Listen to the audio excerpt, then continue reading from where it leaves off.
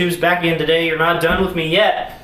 There's one more thing that I bought in the last whatever amount of time that has made way more of a difference than anything I've bought for, I don't know, years probably. I've always had a problem with my air not being quality or enough, just quantity, either one of those things. Sometimes neither, sometimes just one.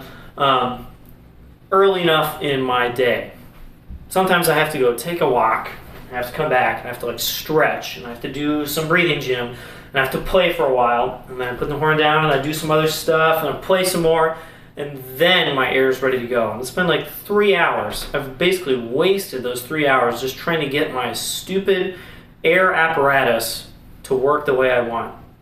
Some people don't have this problem, and they just have amazing air streams, and they just play great all the time because everything we do is based on air, right?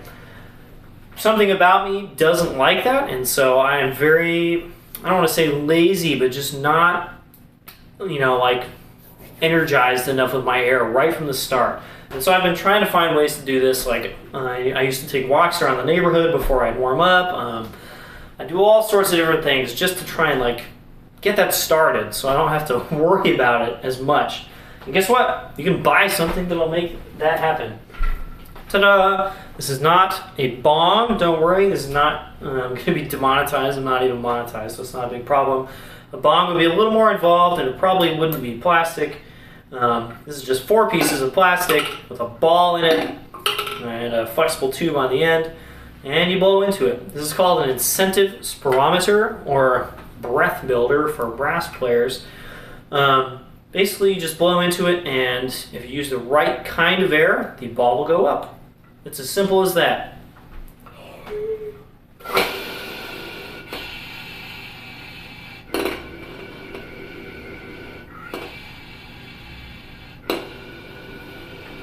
Now, I've seen these around before.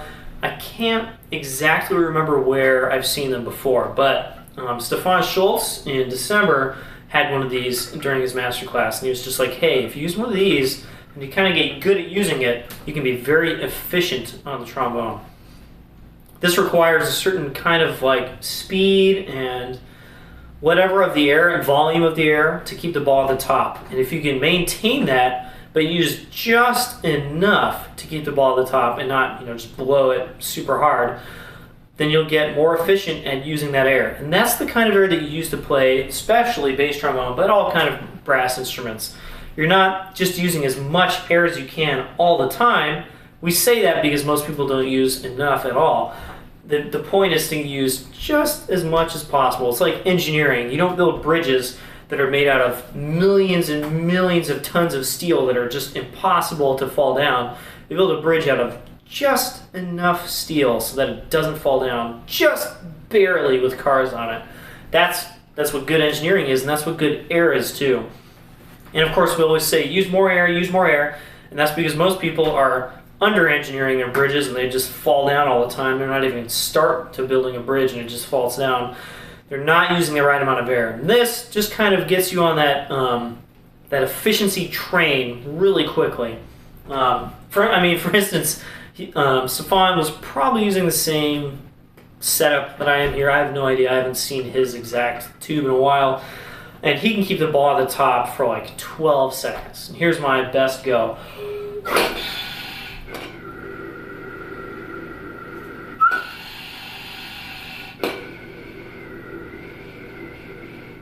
It's like 4, maybe 5 seconds at the top. Not even close, because I'm not nearly as efficient as he is. And of course, he might be using a smaller tube or something that makes it easier. Or he's just amazing. I don't know.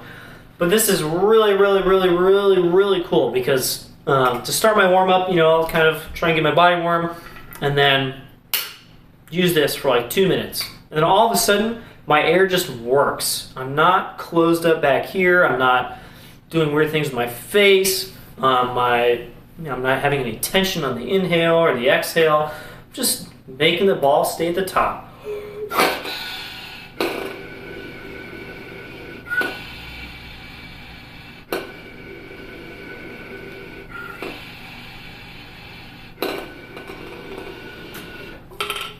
And that ball tells you a lot. You saw in the last set of breathing that I did that sometimes the ball would fall down just a little bit when I changed from inhale to exhale or exhale to inhale.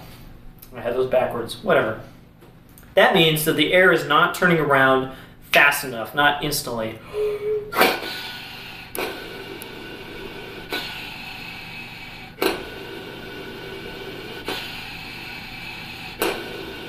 There's still a little bit of a gap because I don't think it's possible to have it instant over this distance. There's going to be a little bit of shock when the air changes from one direction to another.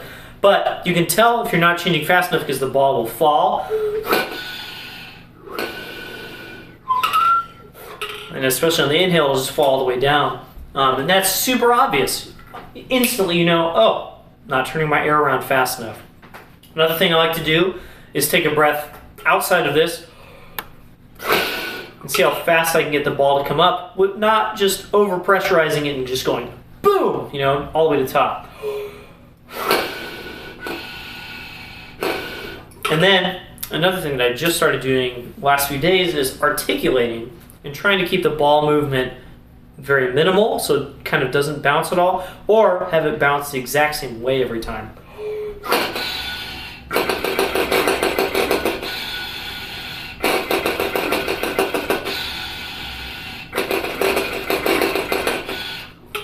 And that'll kind of let you know, oh, I'm using way too much tongue, or if it literally just doesn't move at all, you're probably not getting any articulation out of the horn, right?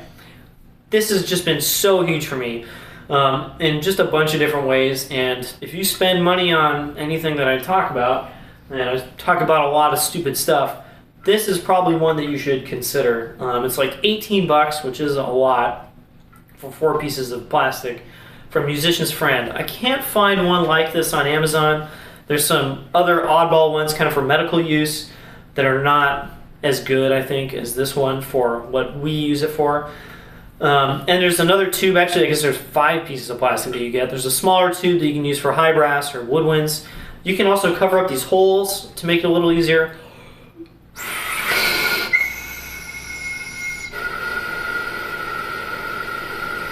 I don't really like doing that. I kind of like to have just a really warm, broad airstream. At least for bass trombone. I haven't used this as much for tenor trombone, but it also works for the higher instruments. As a test, I had my wife, she was practicing bassoon. She was struggling with something, I can't remember what. And I was like, hey, give this a shot. Just breathe through it for like 3 minutes and try to keep the ball up for as long as possible. She did that, and she was like, okay, whatever. And then she played instantly. And I'm like, I'm not trying to sell these because I make any money off of them. She sounded 100% better. I am not kidding. There's some instruments you don't need as much air. Obviously, bassoon never needs this much air. The air, I calculated it a bit against my instrument. This is kind of the air to keep the ball up for as long as possible. About the air I use for pedal D or D flat. You're never going to use that air on bassoon. And you're probably never going to use that air on tenor trombone or trumpet or anything like that. But just the fact that you're doing it, using the air apparatus, making it efficient, makes such a big difference. So if you want something to make your air better, and the cat does, this is one way to do it. I'll see you guys next time.